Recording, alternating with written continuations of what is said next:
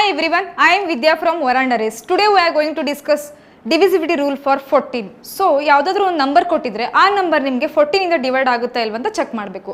So ಯಾವ ತರ check ಮಾಡಬೇಕು? See, the given number is 2562. So 14 divide ಆಗಬೇಕು ಅಂತಂದರೆ ನಮಗೆ ಫಸ್ಟು ಆ ನಂಬರ್ ನಮಗೆ 7 and 2 ಇಂದ ಕಂಪಲ್ಸರಿ ಡಿವೈಡ್ ಆಗಲೇಬೇಕು. ಓಕೆನಾ? ಇಲ್ಲಿ ನಿಮಗೆ 2 ಅಂತ ಇದೆ ಅಂದರೆ ಯೂನಿಟ್ ಪ್ಲೇಸಲ್ಲಿ 2 ಅಂತ ಇದೆ. So it's obviously divisible by 2. So what is the divisibility rule for 7? So 7ಗೆ ನಾನು ನಿಮಗೆ ಆಲ್ರೆಡಿ ರೂಲ್ ಹೇಳ್ಕೊಟ್ಟಿದ್ದೆ. ಏನು ಅಂತಂದರೆ so consider last digit and multiply with 5. Okay, 5 2s ಏನಾಗುತ್ತೆ 10 ಆಗುತ್ತೆ. So add 10 to the remaining term. So 266 ಅಂತ ಆಗುತ್ತೆ. ಸೊ ಇದನ್ನು ಕೂಡ ನೀವು ಚೆಕ್ ಮಾಡಬಹುದು 14 ಇಂದ ಡಿವೈಡ್ ಆಗುತ್ತೋ ಇಲ್ವ ಅಂತ. ಇಲ್ಲ ಅಂತಂದರೆ ನೆಕ್ಸ್ಟ್ ಒನ್ ನೋಡಿ, 6ನ ಕನ್ಸಿಡರ್ ಮಾಡಿ. 6 multiply with 5, 6 5s 30, add 30 to the previous term.